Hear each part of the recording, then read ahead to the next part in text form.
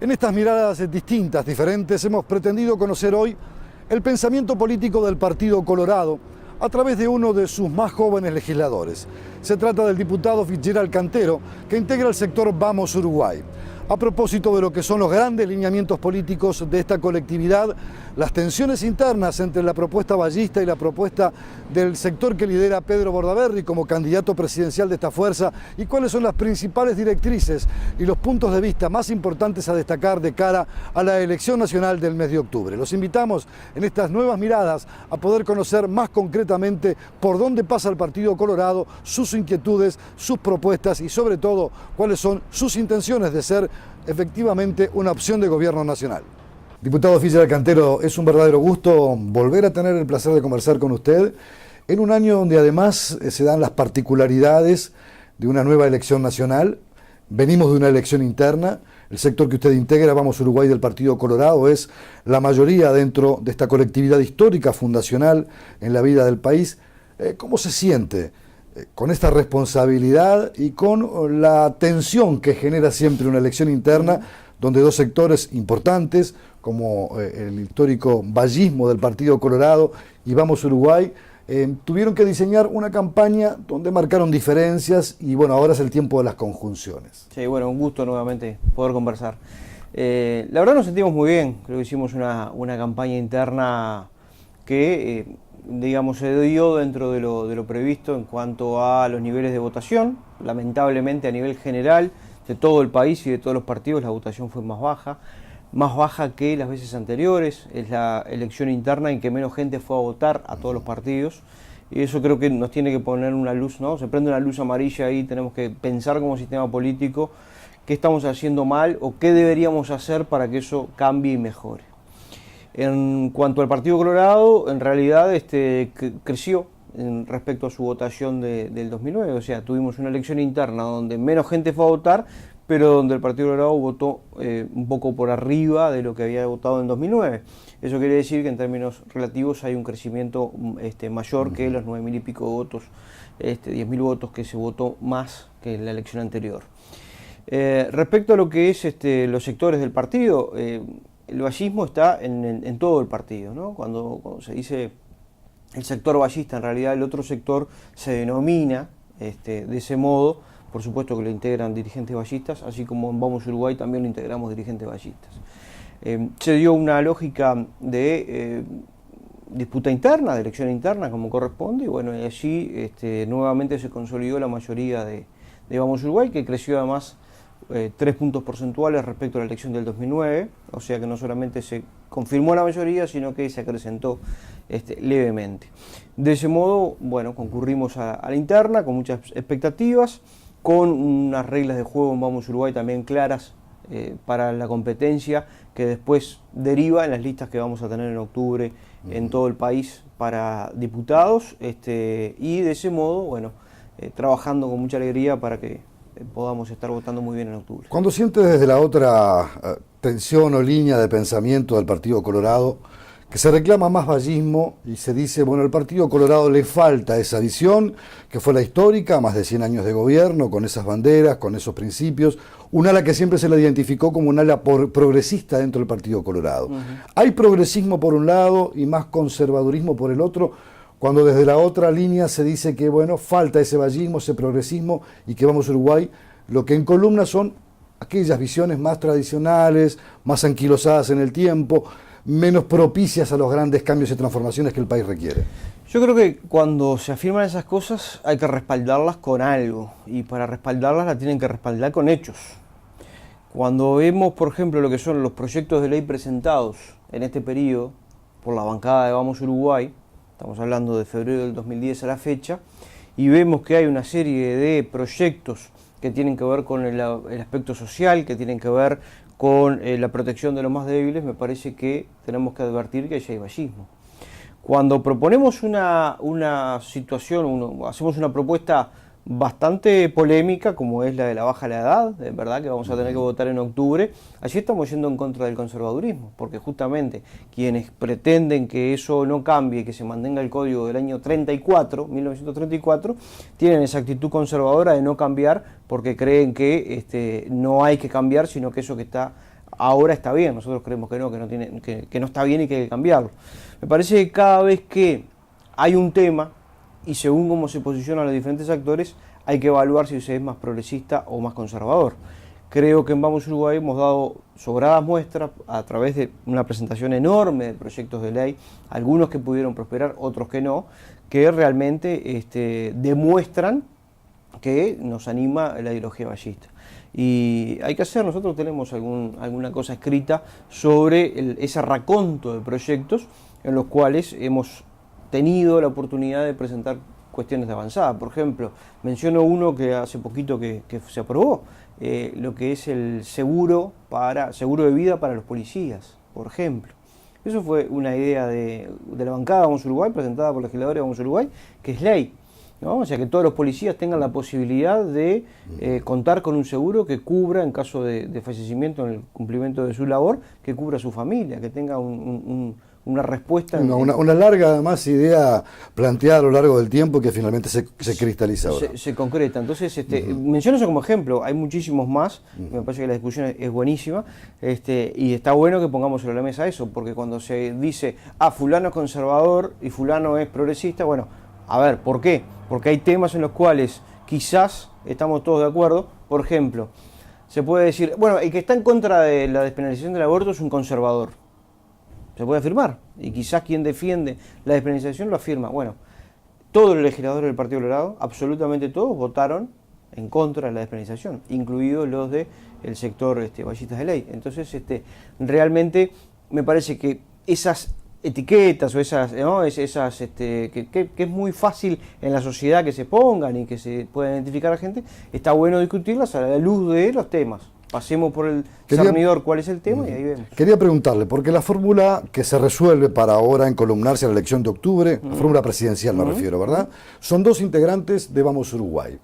Eso creó resistencias en el sector ballista, por llamarlo de alguna manera, o como se identifican, y se sienten que, bueno, les pasó una planadora por encima, aceptan el desafío y se suman, pero como que quedan una misma orquesta interpretando 2 partituras diferentes. Siente que allí no hubo la suficiente apertura para incorporar al otro, para sumarlo, para dar un espacio, que fue prácticamente esa política que se define. Bueno, el sector mayoritario es el que manda, el que define y el que finalmente estructura la fórmula, y los que quedan en el costado, bueno, o lo apoyan o no lo apoyan. Quedaron planteadas las cosas desde esa visión, en ese plano. ¿Cómo la mira usted? Sí, nosotros en el partido tenemos una larga tradición de dirimir las cuestiones en la Convención Nacional. Para nosotros la Convención Nacional es el órgano máximo y allí los convencionales pero como se tiene mayoría, tienen la palabra. Es difícil. Bueno, pero los convencionales tienen la posibilidad de ir y si están de acuerdo o no están de acuerdo con la propuesta, la votan o no. El 9 de agosto vamos a tener la convención y allí los convencionales nos pararemos y diremos si acompañamos la candidatura de Coutinho o no. Lo que acá hubo fue un proceso de consulta en todo el país a los dirigentes de Vamos Uruguay. Es lógico que uno, luego de la elección interna, que obtuvo el 75%, salga a recorrer el país y hablar primero agradecerle a la gente que lideró listas, que encabezó listas, que juntó votos, salga, les hable y les diga, bueno, agradezco el trabajo, ¿cómo la ven? ¿Cuál es el perfil que ustedes entienden debe tener quien acompaña en la fórmula? Eso fue lo que hizo Pedro Bordaberry. El mismo día o al otro día de la elección interna habló con los otros sectores del partido y les dijo, yo voy a tomarme todo este mes, que además coincidía con el Mundial de Fútbol, donde la actividad política pública notoriamente bajaba, voy a tomarme este mes para recorrer el país, para agradecerle a mis dirigentes y para consultarlos. Luego que haga esas consultas, conversamos y avanzamos en la conformación de la fórmula.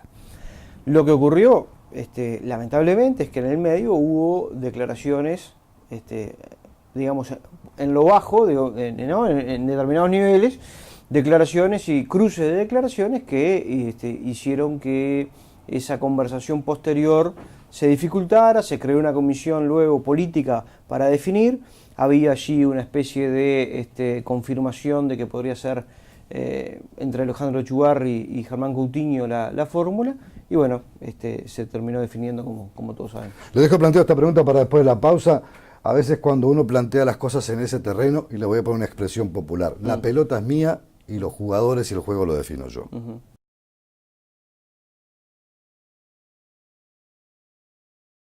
Solo a través del correo uruguayo podés mandar un bozal para Yacaré. ¿Un bozal para Yacaré? No, un bozal para Yacaré Artigas. Ah. El correo uruguayo llega hasta donde quieras.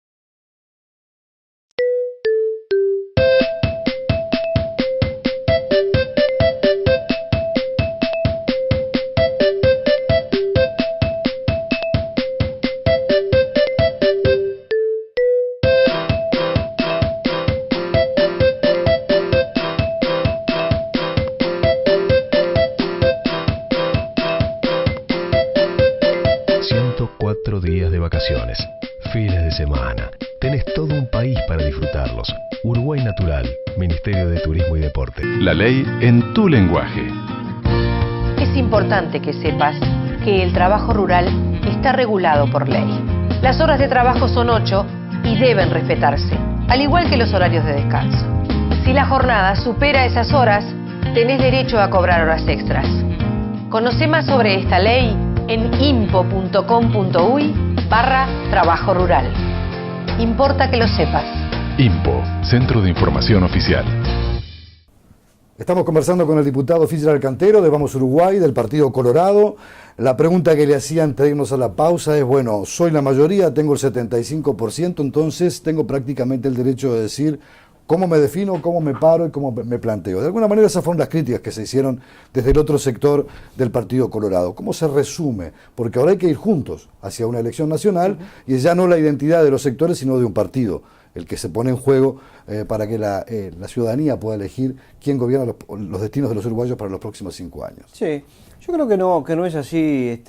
Obviamente el 75% de un partido es muchísimo y me parece que ese respaldo popular ni siquiera ya no te puede dar esa libertad de decir la pelota es mía y hago lo que quiero, sino que por el contrario, que eso es una gran responsabilidad de manejar cuidadosamente esa mayoría.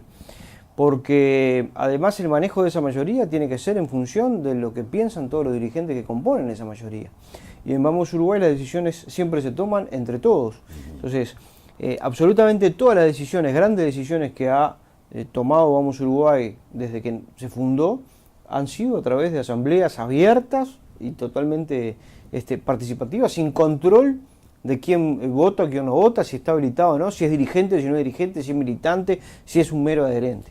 Entonces esa mayoría se mueve en función de lo que resuelve entre sí y discutiendo entre sí. Eso en primer lugar. En segundo lugar, creo que, y de cara a octubre, va a haber, y ya lo estamos teniendo, por ejemplo, con el programa, ya está definido el programa. Fíjense que hay, por supuesto que en el 90-95% de los temas estamos de acuerdo, por algo estamos dentro del mismo partido, pero habían algunos matices en algunos temas que lo que hicimos fue poner a trabajar a los técnicos que ya habían elaborado propuestas de Vamos Uruguay para la precandidatura de Pedro Bordaberry, lo mismo hizo Vallistas de Ley, lo mismo hizo Ala Vallista de Flores Silva. Todas esas propuestas que cada uno de los sectores tenía, se unieron, se juntaron, hicieron un trabajo en conjunto de articulación de esas propuestas y vamos a tener un programa partidario que va a salir por unanimidad porque los tres sectores estamos de acuerdo. ¿Qué queda, a propósito de eso, qué debe quedar en la estructura del país después de 10 años de gobierno de izquierda? Me estoy pensando, por ejemplo, en la reforma tributaria, los estados recaudan a través de la vía impositiva para poder financiar el resto de obras que deben realizar. ¿Cómo miran ese aspecto en particular? El manejo de la política macroeconómica, de las grandes directrices de la economía nacional, más allá del posible viento de cola o no, pero algunos aciertos debe haber tenido en la medida que se consolida una estructura económica en el país. ¿Qué queda de todo eso, desde su lectura? Sí, bueno, en realidad el gobierno del Frente Amplio vino a llevar adelante lo que terminó haciendo la última parte del gobierno de Jorge Valle, es decir, consolidar lo que eran las cuentas fiscales desde el punto de vista de mantener determinadas políticas que fueron las que nos permitieron salir de la crisis. A pesar que el hoy candidato a la presidencia del Frente Amplio, que en el 2003 también lo era, no propiciaba y pedía que cayéramos en situación de pagos como está Argentina, lamentablemente, hoy por hoy. Allí lo que se ha hecho por parte del Frente Amplio es la consolidación de esa política macroeconómica que nos parece bien porque creemos que es la forma en la cual hay que salir adelante. Se hicieron determinados blindajes que se empezaron a hacer a partir de la propia crisis que nos permiten también tener la posibilidad de un sistema financiero saneado y con estabilidad. La estabilidad y las garantías de que no vuelvan a ocurrir lo que ocurrió en el 2001-2002. Luego hay algunas oportunidades que hemos perdido, lamentablemente. Por ejemplo, tenemos un déficit fiscal como nunca, con un crecimiento del producto como nunca. Entonces, lamentablemente allí, esos desfasajes que hubo a través del gasto público, a través de lo que ha sido, por ejemplo, el gasto de las empresas públicas, lleva a que tengamos un déficit, lamentablemente, como nunca hemos tenido, por encima del 3%. Yo le preguntaba, antes de que avancemos en ese aspecto, sobre la reforma tributaria, que ha sido, de alguna manera, gran buque insignia que la izquierda ha puesto sobre la mesa y ha conducido desde el 2006 para acá, que fue cuando se... Sí, bueno, la reforma tributaria, básicamente, cuando hablamos de reforma tributaria... Aquello que gane más, el que gana más que pague más, el que gana menos que pague menos. Sí, bueno, el eslogan no se condice con los hechos, ¿no? Porque en realidad es el que trabaja más, es el que paga más. El que no es el que gana menos, o lamentablemente tenemos unos 800.000 activos, personas activas que ganan de 14.000 pesos para abajo por mes, lamentablemente. Y después tenemos una cantidad enorme de personas que tienen que tener más de un trabajo, porque con esos 14.000 pesos no pueden vivir, lógicamente.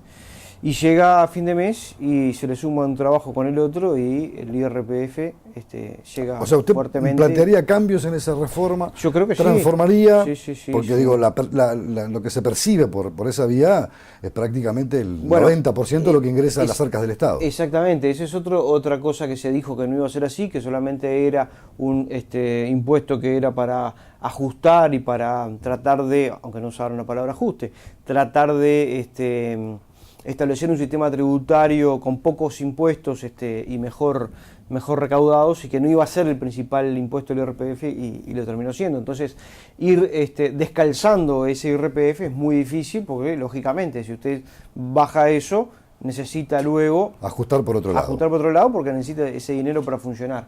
También hay que ajustar bajando lo que son determinados gastos del Estado, ¿verdad? Que son gastos de burocracia, gastos de inversiones mal hechas de empresas públicas y de gastos superfluos, sobre todo de las empresas públicas. Entonces ahí hay un montón de cosas para poder esa es una larga pelea que han tenido los gobiernos de todos los signos partidarios.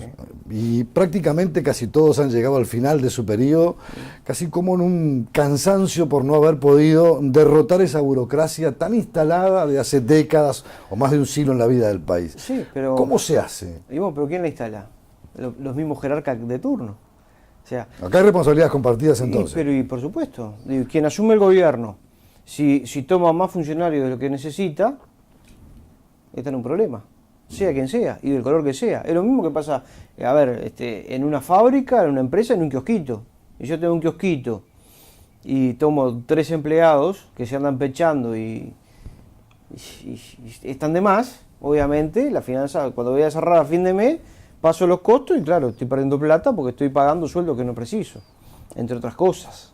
Entonces, evidentemente, si usted ve que desde el 2005 hacia acá se tomaron 50.000 funcionarios nuevos, por encima de los que entraron por los lógicos recambios generacionales, o sea, por encima de la gente que se fue y los que entraron para cubrir esa vacante, hay 50.000 empleados más.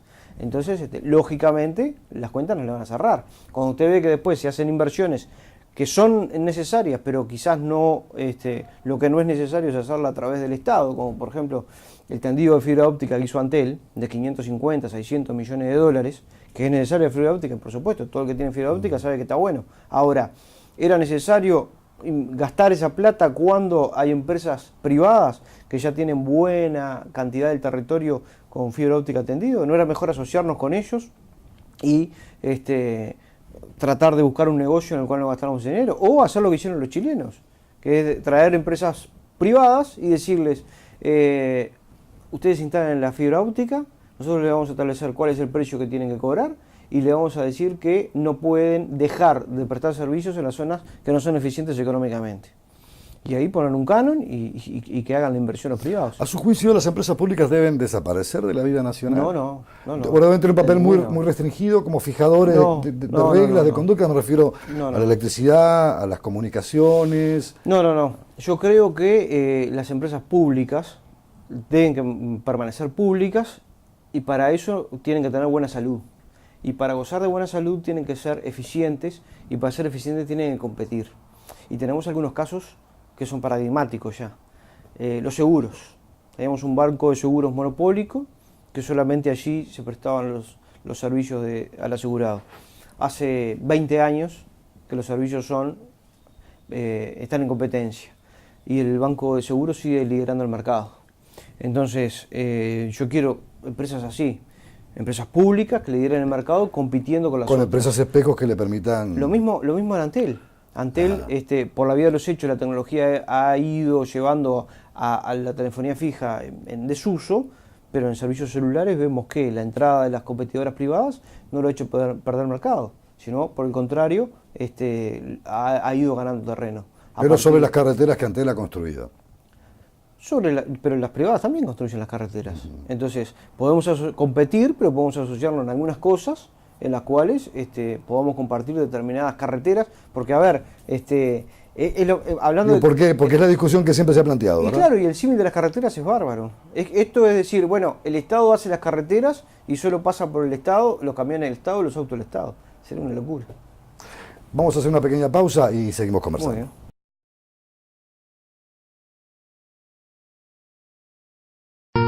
La ley en tu lenguaje. Es importante que sepas que el trabajo rural está regulado por ley. Las horas de trabajo son 8 y deben respetarse, al igual que los horarios de descanso. Si la jornada supera esas horas, tenés derecho a cobrar horas extras. Conoce más sobre esta ley en impo.com.uy/trabajo rural. Importa que lo sepas. INPO, Centro de Información Oficial.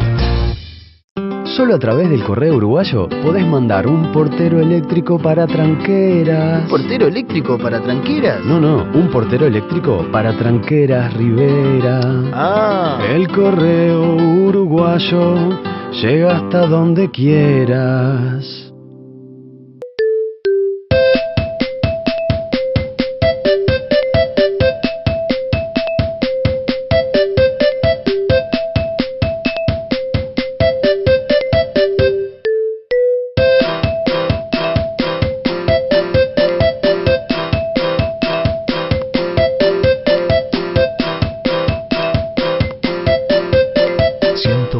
Días de vacaciones, fines de semana. Tenés todo un país para disfrutarlos. Uruguay Natural, Ministerio de Turismo y Deporte. Estamos dialogando con el diputado Fitzgerald Cantero del Partido Colorado de Vamos Uruguay. Venimos hablando de temas interesantes, pero quiero plantear dos que son prácticamente las preocupaciones centrales que hoy tiene el país. Ya no es el trabajo, como era hace algunas décadas atrás, aunque hay mucho por mejorar en ese terreno todavía, sobre todo en la redistribución de la riqueza. Pero me refiero al tema de la seguridad.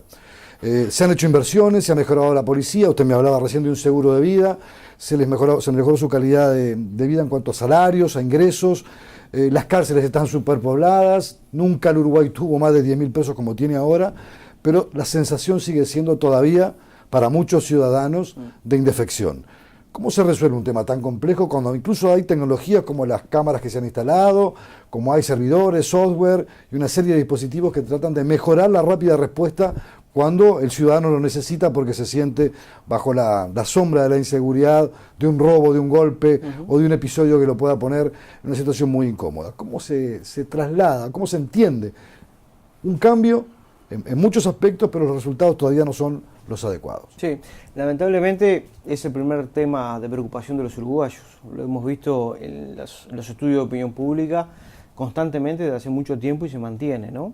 Y es lógico, porque en realidad lo vemos en la calle todos los días, lo vemos cuando somos testigos de algún hecho delictivo, pero lo vemos en las casas enrejadas, en la proliferación de alarmas, etc.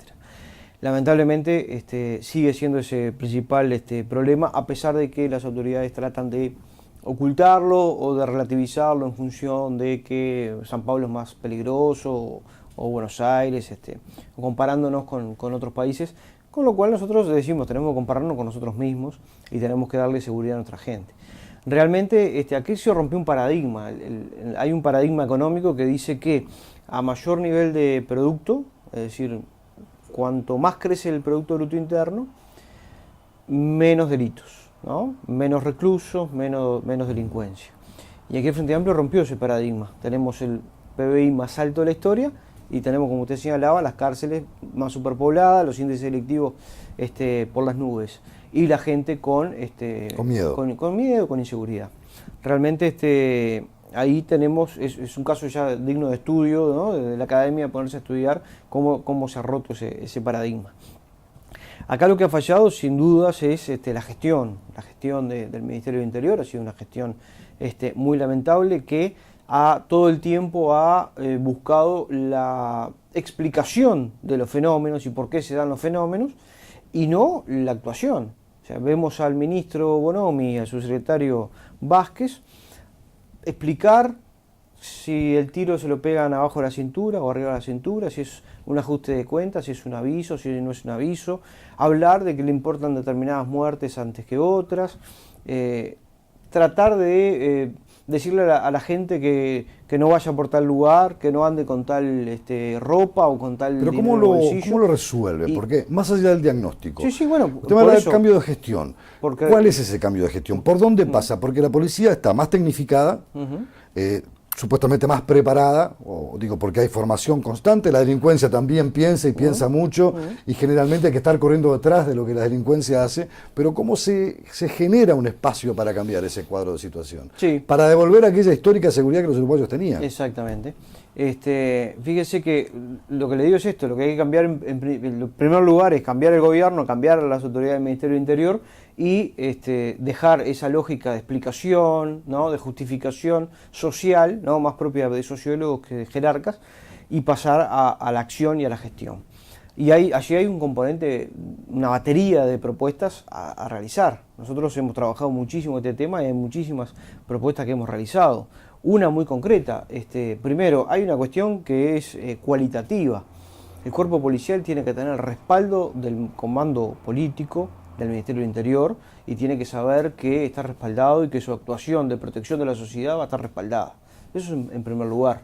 No puede ser que a un policía que trata de resguardar un bien público por una manifestación se lo sanciona por no haberse quedado quieto ante una manifestación, como ha ocurrido en estos gobiernos del Frente Amplio, lamentablemente. Luego hay una batería de soluciones a hacer en lo que tiene que ver con la prevención, obviamente con la represión y con lo que es después el tratar de rehabilitar a los reclusos. Con la prevención hay una serie de cosas que se pueden hacer, como por ejemplo esto de las cámaras es una buena cosa, que se tiene que extender a las zonas donde se desarrolla la mayor cantidad de delitos. Nosotros hablamos del mapeo del delito. Usted sabe que a veces cuando se vigila una zona hay un corrimiento. Bueno, pero nosotros mapeamos, y eso está hecho además, ¿no? Mapeamos las ciudades, decimos, o el departamento, lo que sea, Montevideo, Canelones, ¿no? El área metropolitana donde más delitos se dan. Nosotros mapeamos y decimos, bueno, en esta zona es donde más delitos se dan. Bueno, también sabemos a qué horas son más propensos los delitos. Vayamos, por ejemplo, con tecnología, con cámaras, con presencia policial. Y si sabemos que va a haber un corrimiento, ya sabemos a qué lado se va a correr. Pongamos allí también servicios de vigilancia y de control. Proponemos algo muy simple, que es el pedido de la cédula en la calle. Se nos dice, no, pero eso lo hizo la dictadura y hacía racias. Bueno, pero a ver, nosotros no estamos planteando esas racias. Es que a veces, yo le introduzco este tema, ¿no? Sí. Quienes son detractores de estas posiciones, dicen, bueno, se pueden rozar, y especialmente los juristas, se pueden rozar el conculcar derechos ciudadanos con algunas medidas o normas que generalmente pueden ser incluso también rechazadas a nivel judicial cuando se presentan algunos casos. Yo creo que las personas honestas, que caminamos por la calle, usted, yo, todos los que nos están viendo, que son honestos, caminan por la calle y si hay un policía lo detiene y le pide los documentos, no va a tener ningún problema, porque no tiene nada que ocultar y me están protegiendo a mí mismo. Dice, bueno, a ver, sí, galante, siga, no hay problema. Y usted se va a sentir protegido y decir, bueno, este individuo que me está prestando un servicio, que está prestando un servicio a la sociedad, que es un funcionario policial, está cuidando, ¿no? Quiere saber en qué estoy, ¿no? Si estoy... ¿Pero no sería algo así como un estado más policíaco?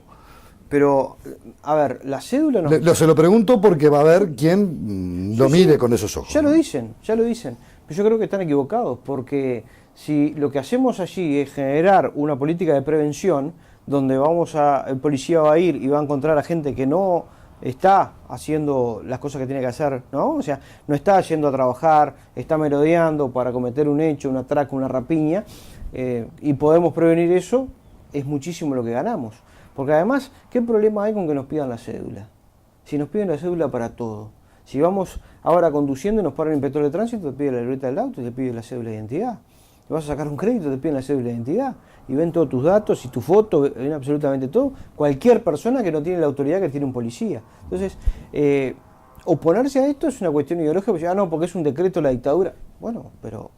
que se haya usado mal, como se usó, no quiere decir que lo usemos mal ahora, es una herramienta que nos puede permitir... ¿Sabe una cosa que quiero comentarle? Evitar... A veces por veterano en esta profesión, normalmente en Uruguay siempre tuvo una cierta política de Estado en materia de construcción de un sistema policial como este. El Ministerio del Interior siempre fue un lugar salvaguardado por todos los partidos políticos, incluso en momentos de tensiones fuertes, cuando había temas de debate político fuertes. Parece ser que eso en el Uruguay no es posible. Una política de Estado en materia de lucha contra la delincuencia se aleja cada vez más porque las posiciones están muy divergentes y muy alejadas. ¿Por qué falta esa madurez política, si se permite el término de mirarlo de esa manera? Yo no sé si madurez, lo que ocurre es que si usted tiene del lado del gobierno a las autoridades diciendo que hay muertes que le importan menos que otras, creo que ahí se pierde la posibilidad de blindar una política de seguridad. Se dice, bueno, hay 250 homicidios por año, pero la mayoría son por ajuste de cuentas. Porque eran delincuentes, pero entonces esa vida no vale. Y no estamos cuidando que no ocurran los homicidios, no estamos evitando que ocurran los homicidios, lo estamos justificando por el lado de un ajuste de cuentas. Pero independientemente de esos episodios, puede haber en una mirada más profunda, dejando un poco de lado las divergencias, la construcción de un sistema, falla en todas las partes, porque uno ve que hay un debate, pero cada uno está en su trinchera.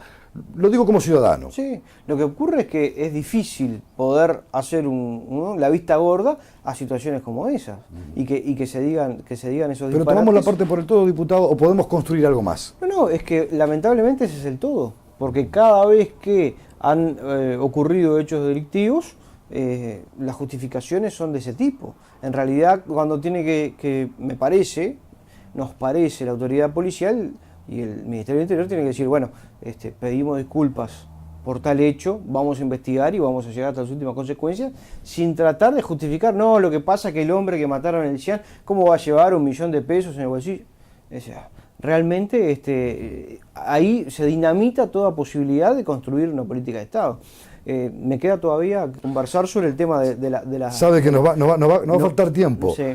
Porque bueno, la estructura que hemos un poco diseñado es un poco más corta de lo que quisiéramos. De todas maneras, yo quiero agradecerle muchísimo la gentileza y decirle que no va a ser la primera vez que conversemos, porque nos quedan temas como el tema del carcelario, la rehabilitación, nos queda el tema de la educación, nos queda el tema de muchas otras propuestas que sin duda hay que articular en un diseño de país que nos convoca a todos, que nos exige a todos un poco más de esfuerzo y de apego a la tarea, de cariño con la que construimos este Uruguay de todos los días. Eso sí. Con esta salvedad y sabiendo que me quedan temas en el tintero y que a veces el tiempo es muy tirano, yo quiero agradecerle muchísimo la gentileza que por segunda vez nos haya recibido. Un gusto y los espero cuando quieran. Muchas gracias. Esta fue esta mirada distinta del diputado Fitzgerald Cantero del Partido Colorado.